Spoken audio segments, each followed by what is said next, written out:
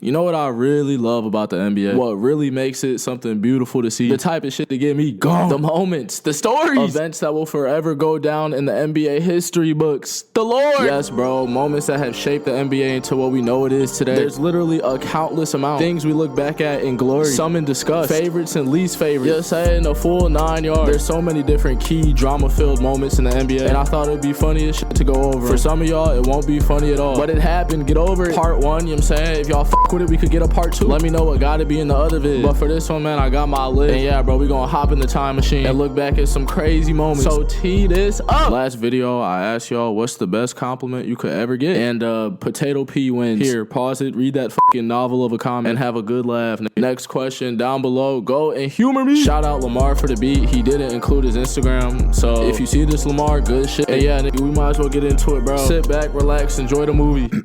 Imagine since 16, you've been getting national attention. Motherfuckers saying you the next big thing. Chosen one, tatted on your back. So much so, bro, you could go straight from high school to the league. And shit, you do. Not only are you first pick, but you're drafted to your hometown. You know, your teammates are skeptical. They look at you as a little kid. But it don't matter, bro. You're destined. Immediately making it known you're supposed to be here. Exceeding expectations when the expectations were already at an all-time high. 2 MVPs, 6 All-Stars, Rookie of the Year, 4 All-NBA firsts, and even a finals appearance. Yeah, what do you do when you're that level of talent, but your team is fucking dog shit? You know, the easy answer today is leave. Like nowadays, if you're good and your team is ass, and not ass because of you, talking like everything around you, front office, the NBA community is gonna get to baking you. You signed a 4-year to who? Nigga, why? Now, there are players who just be jumping ship though. In fact, these niggas just do whatever they want now, but all because of this nigga right here. So yeah, bro, what do you do when your team is fucking ass? Been there for 7 years, it's not getting better. Your hometown is holding you back. You know what I'm saying? Shit is tragic. Me personally, I'd set up an entire TV studio and nationally fucking televise my decision. LeBron, what's your decision? In this fall, man, this is very tough.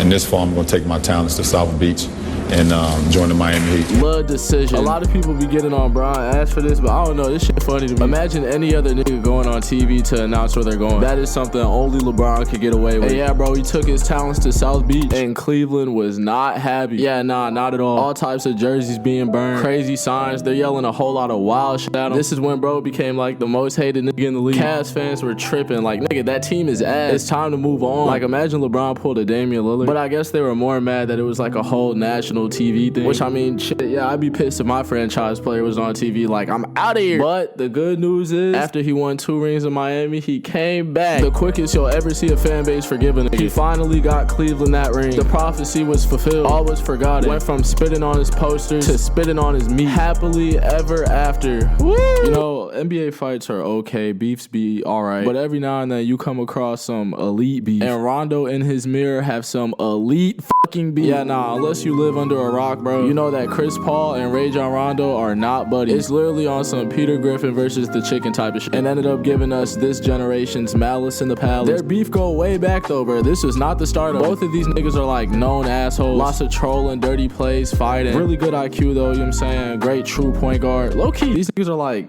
alternate reality versions of each other. But yeah, it didn't take long for them to not get along. All the way back in 09 when Chris Paul was on the Pelicans and Rondo was on the Celtics. After the game, they were getting to it. Rondo said, I got a ring and you're never gonna win one. Shit. Since then, Rondo has another ring and Chris Paul still doesn't have one. Yeah, nah, it's been bad blood ever since. They obviously weren't throwing hands every fucking time they saw each other after that. But you know what it's like when you just don't fuck with a nigga. Some personalities just don't mix. And all it takes is just, you know, a little bit of nigga moment. The perfect recipe of disaster. And the guns that get to blazing. Harden fouled by Ingram. Do they count it? No. Or the gather. And he never put the ball back down. And I think another technical foul's been handed out. It's hot now. Paul punches a throw. Paul and Rondo throwing punches. Oh my. Yeah, nah, we need an in-depth analysis. Starts off with classic 2019 Harden moving the shit out of Ingram. And B.I. is not a fan. I don't know why he was this fucking mad though. Like, damn, you got a point in bro face. And while they're calming down Ingram, Rondo's like, hey, bitch ass nigga, come check it out. I don't know what was said, but it led to Rondo spitting on this nigga. Yeah, nah, that's immediate hands, I'm not gonna lie. But Chris Paul should have used his in the form of a punch. Cause that's what the fuck Rondo did. Sock the shit out. I could watch this shit all day. And then Ingram Johnson, bro was ready to crash out out after the foul. He just used this as an opportunity. After all this shit, Rondo was like, everybody wants to believe Chris Paul is the good guy. They don't know he's a shit teammate. Which, you know, that might be true, but nigga, you spit on him because you wanted to. He said, I'm doing this for the league. And yeah, bro, ever since that moment, Chris Paul has disappeared. There are 2 Rajon Rondos, and they lived happily ever after. And that's why I just love NBA beefs. You never know to what extent these niggas actually don't like each other or where it even started. But shit, you'll see how it ends. And for some, they probably rather get into a fist fight than, you know, taking an L on that hardwood floor. Yeah, man, we've all seen the shot, bro. Dame sending them OKC boys home. One of the craziest moments since I started watching basketball. And not only because of the shot, bro, the build-up, the storyline, the lore. Some of y'all might think it started and ended with this shot.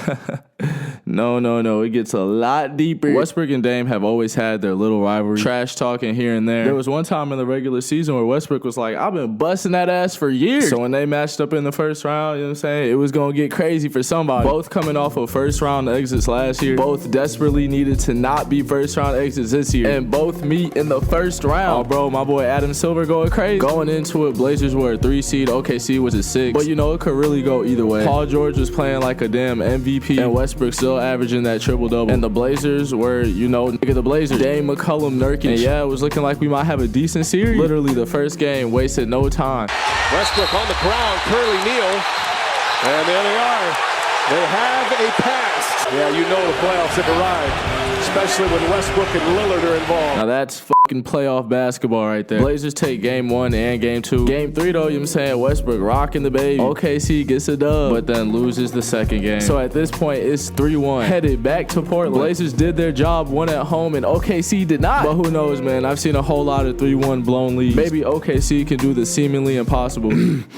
OKC came out strong, had a pretty good first quarter, ended up 8, but literally just playing against Dame. Nigga had 19. In the second quarter, OKC cooled down and Dame had 15. Yeah, connect the dots, nigga, do the math. That's 34 first half points for Dame, 6 threes, and Portland's up 1 now. OKC is definitely there though. PG got 20 on 80%, okay. Westbrook is, you know, he's on Westbrook mode right now. 5 for 15, 12 points, 6 assists, 5 rebounds. The game is really up in the air, bro. Who knows how it ends? Look at the first shot Dame takes after halftime. Oh, brother. But OKC still ends up winning the quarter. They got their shit together. 2-point game. Westbrook is smacking 3. OKC ends up 15 at a point. So Portland's just trying to climb the mountain right now. Slowly getting a little closer. It's a 2-point game. Ball in McCollum's hand. Come here. George on McCollum. This is a long 2 for the tie.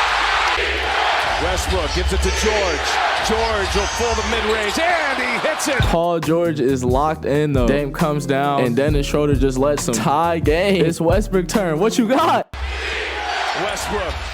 Oh, hell no. What the fuck was that? And yeah, Dame comes down and does his Damian Lillard shit. Wow, I'm not gonna lie, I did not see this shit live. So I never seen what led up to this shit, bro. Doing this with 13 on the shot clock is insane. Talk about a bad shot, nigga. Yeah, bro, Dame put them niggas to bed. Sent the Thunder into a rebuild. An all-time rebuild is looking like. So Dame doing this shit to them was maybe a good thing. They should hang his jersey up in the rafters. You know who else jersey should be hung up in some damn rafters? Kawhi Leonard for the Raptors. Damn near them niggas master. Save the fuck out that Canadian disaster. But for those who actually remember, there was a whole Spurs disaster going on. Remember how I said LeBron started the wave of like players doing whatever the fuck they want? I ain't gonna lie, Kawhi definitely a part of that shit too. Bro, when he was done with the Spurs, he was done. Bro went from like quiet little Kawhi to the first star player to ever have bad blood with the Spurs. And yeah, bro, he wanted out. Wasn't playing for them. And you know, they say injuries, which I don't doubt is Kawhi Leonard. But I also feel like he just didn't want to play with them. Trade me now. And now you see all types of divas in the league, bro. Harden, Ben Simmons. If they don't get what they want, they get pissy. So yeah, he told San Antonio, I want to go to LA. And they said, we don't care, and sent him to Toronto, where he'd have to spend at least a year. And in that year, shit, they were going crazy. Second seed, only 2 games behind the Bucks. And shit, in the East, you didn't really know who was going to be in the finals. I know I had Sixers, but yeah, we'll get to that. First round, gentlemen sweep. Kawhi fucking them up, 28-7. Second round, they play the Sixers. A very good Sixers team, but an even better Kawhi. It goes 7 games, and you know. It's off to Leonard, defended by Simmons. Is this the dagger? Yeah, R.I.P. Left out of there averaging 35 and 10. Raptors then go on to play the Bucks, where he destroyed them niggas too. Had Giannis in a box. 30 and 10. Got him out of there in a cool 6 games. Meaning the only thing left, man, the finals against the most annoying team of all time. But they are not healthy. KD been hurt, which honestly just leveled the playing fields at. Why the fuck are you on the Warriors in the first place? Toronto takes game 1. Golden State game 2. Then Toronto takes game 3 and 4. That's a 3-1 lead. KD decides, man, I gotta get back on the floor, bro. But sadly ends up on the floor. Tore his Achilles, bro. Toronto fans being weird, laughing. But yeah, nah, KD is officially done. Curry and Klay step up though, and they take Game 5. Game 6 comes around, and Klay gets hurt too. Curry is by himself and just doesn't have enough. Kawhi and Siakam are killing him and end up winning it all. One of the craziest playoff runs of all time. It sucks the Warriors weren't as healthy as they could have been, but shit, bro. Nobody liked them. Nobody cared. Kawhi Leonard became the NBA's hero that day. And the day after, well, yeah, nah, that nigga never really wanted to be in Toronto to begin with, so he left. Went straight to where the Spurs would not trade him to, where he did not live happily ever after. Honestly, bro, he damn near could have won another one if he just stayed with the Raptors.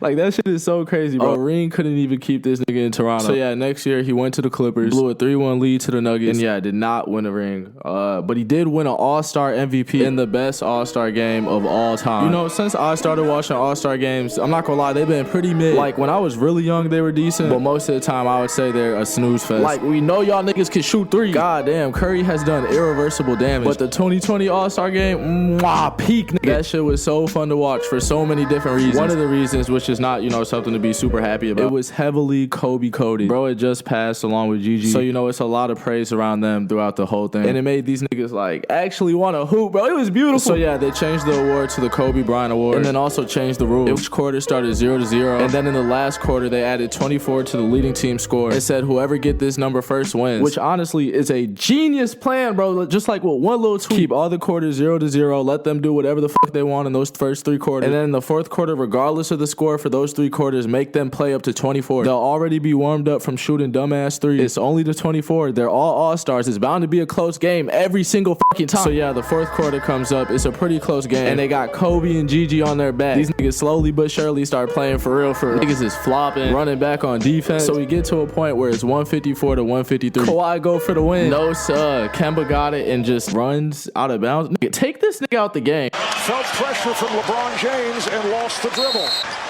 From 3. All right, here's LeBron.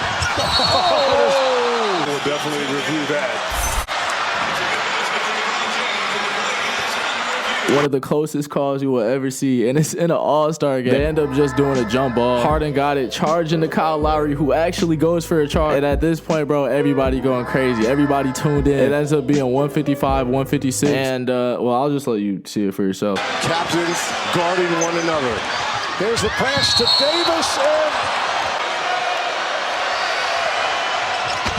Team LeBron has won it. Yeah, what a boring ass way to win. But yeah, bro, easily the best All-Star game I have ever seen. They should reset the score every 4th quarter and just have them play up to 24. We could actually get good games like this one. But yeah, bro, that's it. That's all I got for y'all this time, man. If y'all want to see this series continue, man, you gotta team me up. I need to see suggestions. Let me know, man. We could really get it popping. You know what I'm saying? Really get it busting. You know what I'm saying? Really get it started. Don't really matter. I don't get no fuss. Come on, let's get a hoe started. Got weed on my clothes. I'm stepping fresh to fuck, but smell like an armpit. Stay in your lane. This chopper turn dick right a nigga some motherfucking target. I can't even complain. I'm stacking up all of these tickets from hobby parking. Got 38 special for niggas who wanna act special. I turn them retarded. Cash all in my pockets. I can't stop. I want a lot of it. I got all these blues like Obi-Wan. She come and tie me up. I'm chilling with your bitch. Just took a pic. She talking about cry me up.